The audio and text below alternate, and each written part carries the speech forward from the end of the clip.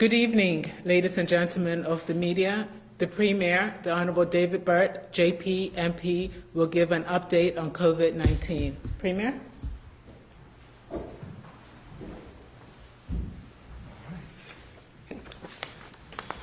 Good afternoon, everyone, members of the media, and thank you for coming. I'm joined today by the Minister of National Security, the Minister of Health, the Commissioner of Police, and the Acting Commanding Officer of the Royal Bermuda Regiment. By now, the additional social distancing measures that I announced yesterday have come into effect.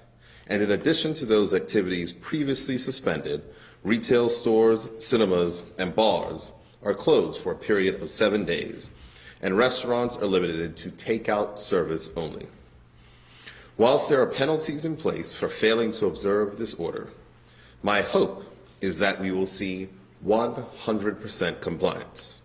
This is about saving lives, and that is an effort in which we must all be united.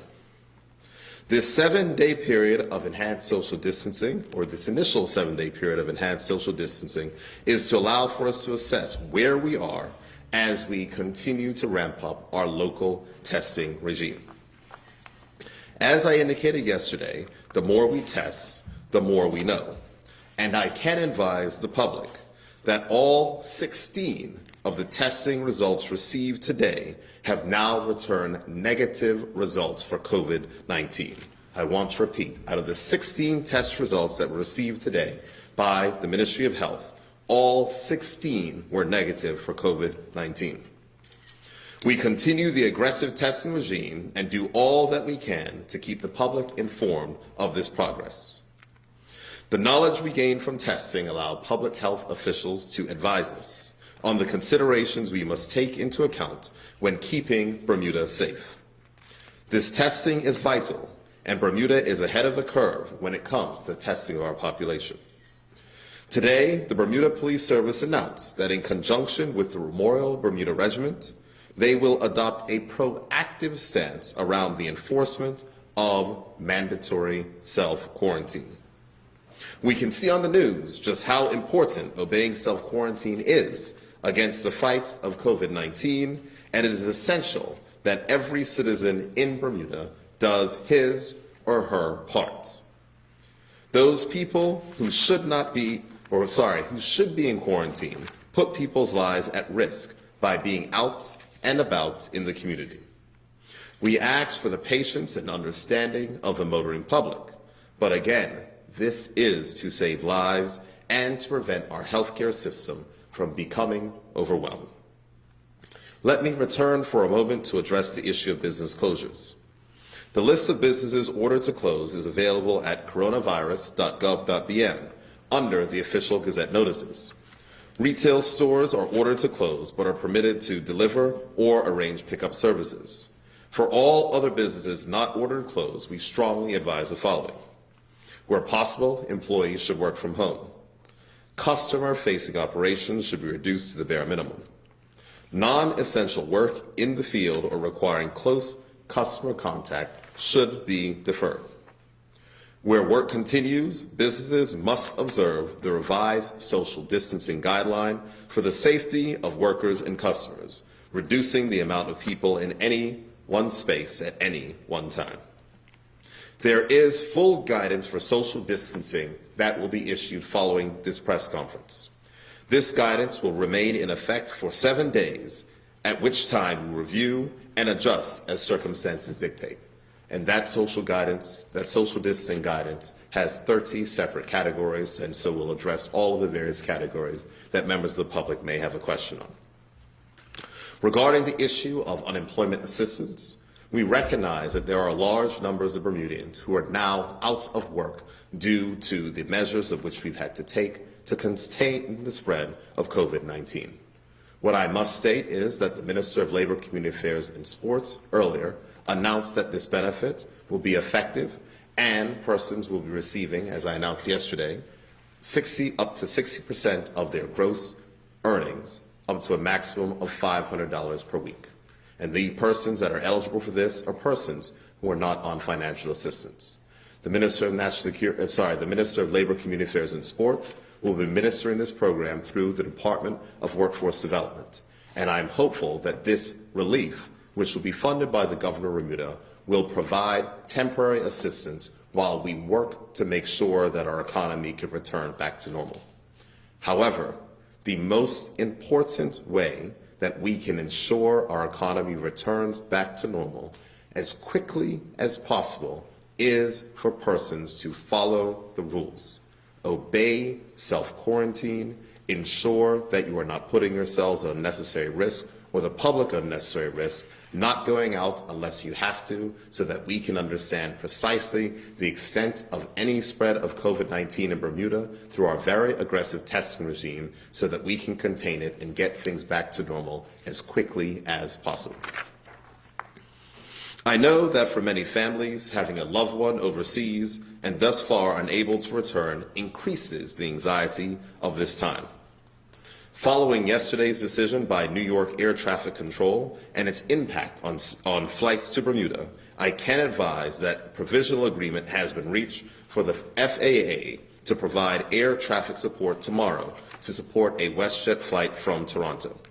We are looking to confirm that that flight will take place and will have confirmation later today. We are working to secure confirmation from Delta to see if they will operate the flight that was canceled yesterday, but we do not have any information at this time to report. Today's cargo jet service, which is bringing essential medical supplies to Bermuda, was not affected by these challenges and will continue to fly.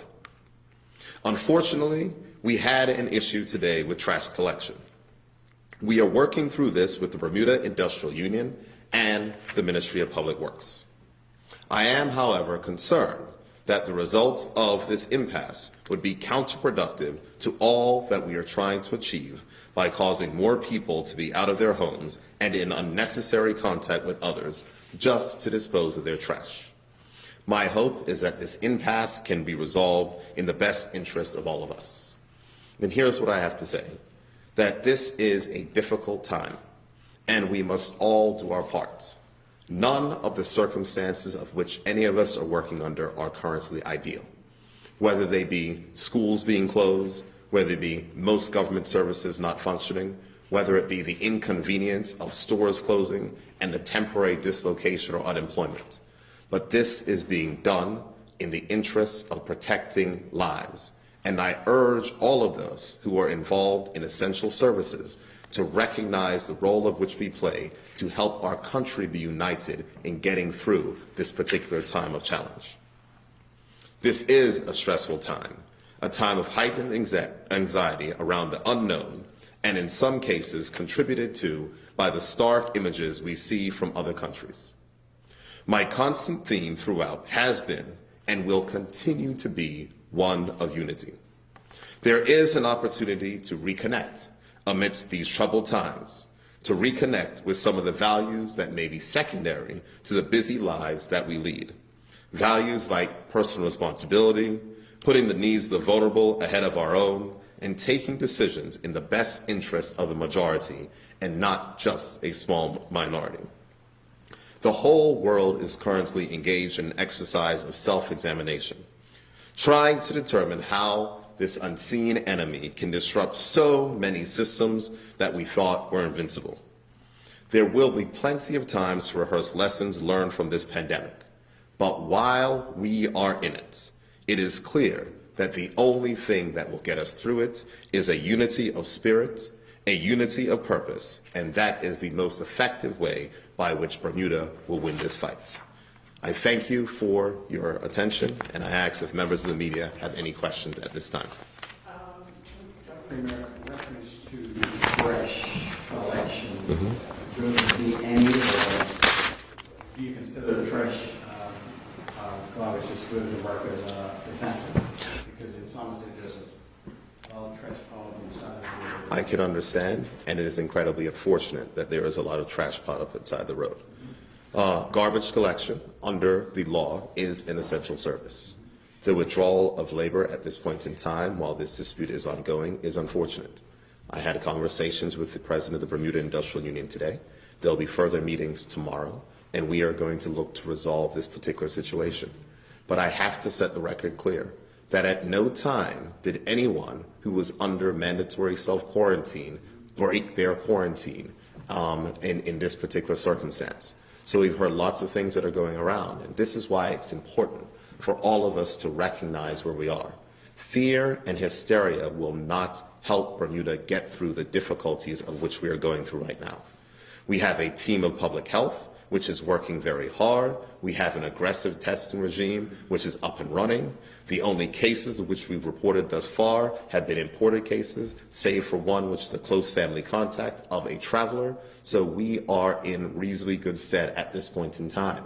But we will quickly break down with our social cohesion if persons give in to certain items and instincts by what they're seeing on television. Bermuda has not taken this lightly. And since the very beginning, in January, when this was announced as a public health emergency of international concern, we have been practicing social distancing, we have been reinforcing hygiene, and we have done a good job, in my view, to eliminate the spread. And I just call on all persons who are involved with it to think what would happen if essential workers decided that they were going to not go to work. What happened if our nurses, or our firefighters, or our police officers, or all the rest? This is difficult times for all, and I want all the workers in this country to know that I will continue to support them, but we all have to do our part to ensure that Bermuda can emerge from this particular circumstance stronger. If we all do our part, and if we manage to contain this virus and be able to use our size to our advantage, we can emerge stronger. But if we decide to tear ourselves apart, to say, I'm not going to this, I'm not going to that, etc., then it will be a difficult few weeks. And I hope that we will not get there. Does this action today put undue stress or pressure on you personally? Oh, well, there's a lot of undue stress and pressure, but that comes with a job. I'm not going to say that it's this situation or any other situation. I think that I'm honored to lead a government that has so many hard-working ministers and on a public service that is performing incredibly well. Behind the scenes, there are always disagreements. But the fact is that our public health agencies have responded well. Our hospital has responded well. The Ministry of National Security and the bodies underneath them have responded well. And all of our government agencies have responded well inside of this adjustment. I give a shout out to the teachers who, on quick circumstances, have had to adjust to remote learning. I work from home today, and I helped my daughter with her work that was sent home last week. So it's a new normal for us during this period in time. But if we can come together, remember our sense of purpose, and remember that we will only get through this if we are unified by following the instructions and doing what we all have to do, then we'll be fine.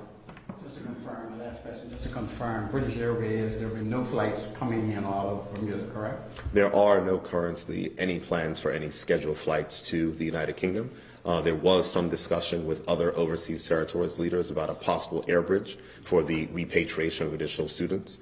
If there is repatriation of additional students, the decision was made that those persons will not be able to self-quarantine, and they would have to 14-day quarantine at a hotel, as is being done in other jurisdictions. Good action, where will people who have been told to self-isolate or quarantine be housed if they are arrested? I'm happy to. I'll yield to the Commissioner in a moment, but it is not anticipated that people will need to be arrested. The beautiful part of public health is that with the proper information that's provided to the public, people want to comply, and they want to do what is necessary to not only preserve and protect themselves, but also the community. So we're not anticipating that there will be any type of major disruption that will require any type of police intervention to that extent where a person will be arrested. I'll turn over to the Commissioner in a moment, but when you look at the requirements under the public health regulations, COVID-19 Regulations 2020, there's a stepped-up approach insofar as what the police powers are, as well as health officers, insofar as ensuring that compliance occurs as it relates to persons that are in self-quarantine. So the final step would be something as drastic as you've indicated, but it's certainly not anticipated that that would be the case. Sure, but in that drastic final step, I mean, we've heard that there's going to be active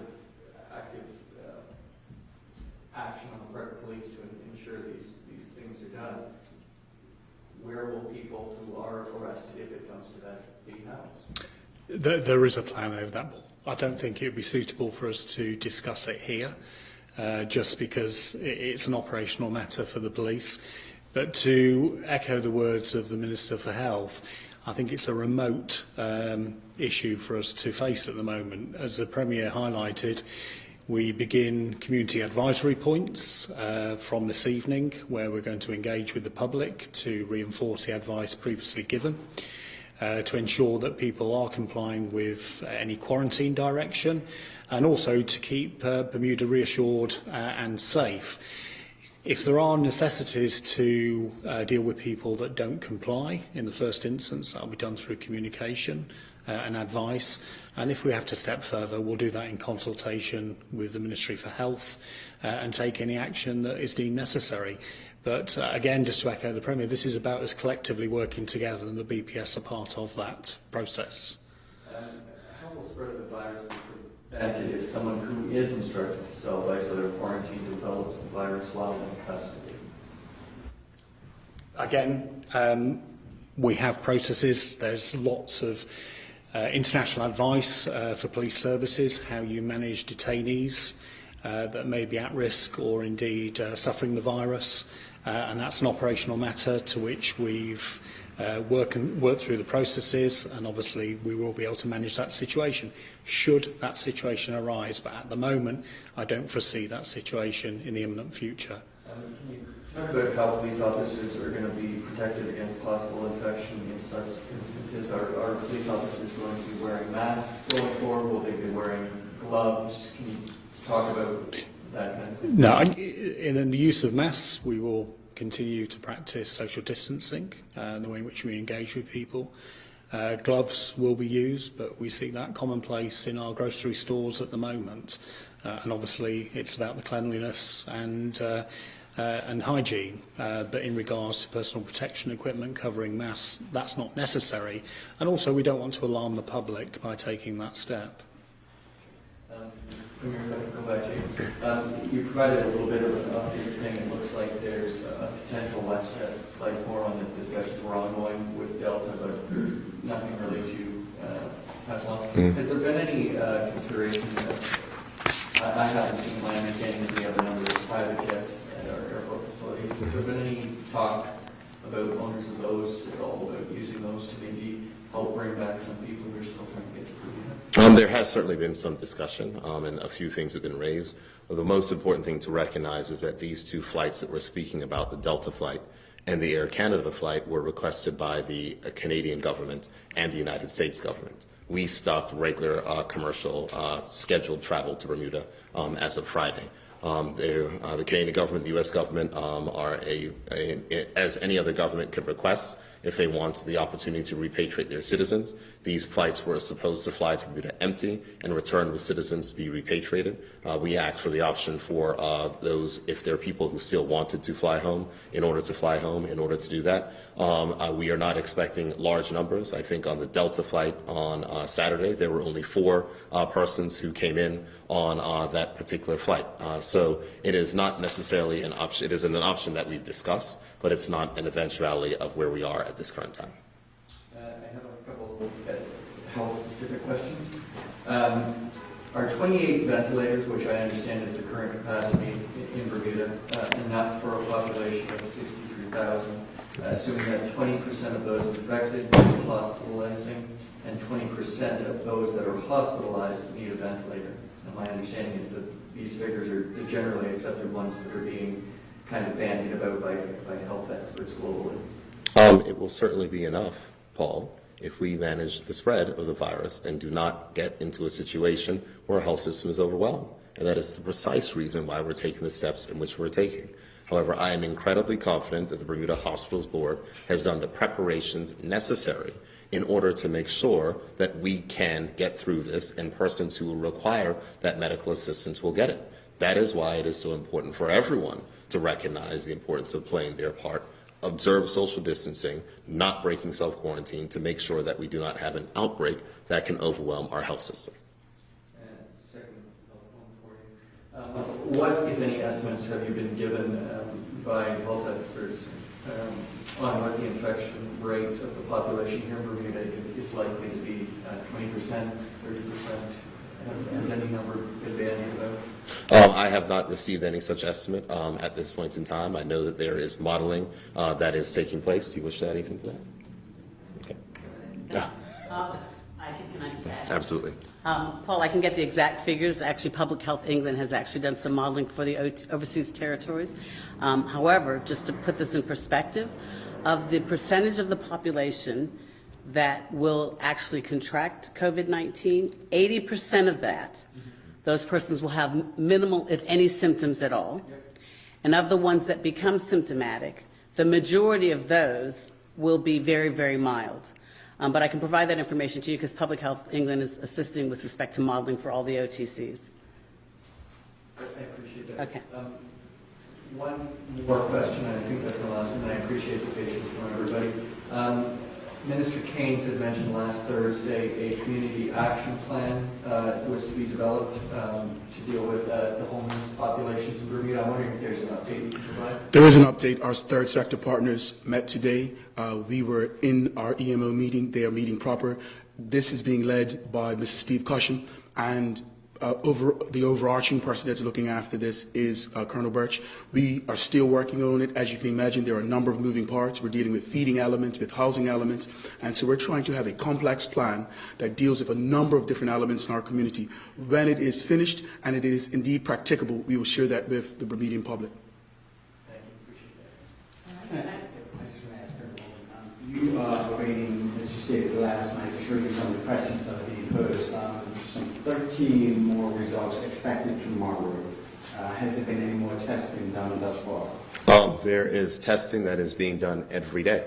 As I had indicated in my remarks yesterday, we had a meeting yesterday morning. There was a revised testing methodology that was approved for Bermuda.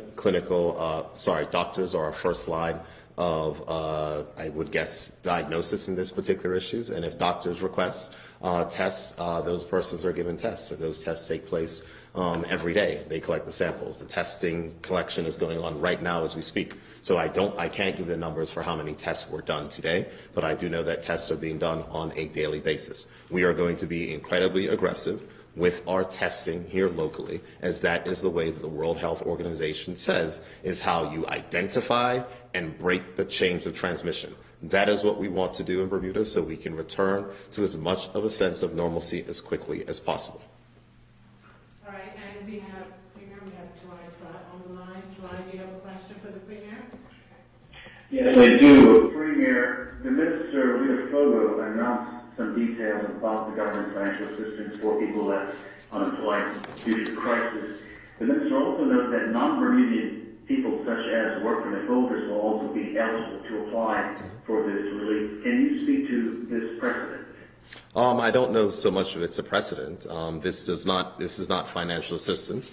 This is a temporary unemployment benefit. The fact is that there are guest workers in this country who, of no fault of their own, are unable to leave and find themselves out of work. The fact is that those persons have obligations too. And so what we are doing in this particular step is recognizing that the government cannot say that we are all in this together and then exclude a segment of the people who are resident in this country to say that you are out on your own. So it is a choice that the cabinet had made. We believe that it is in keeping in the humanitarian efforts and the sense of unity of which we must have right now.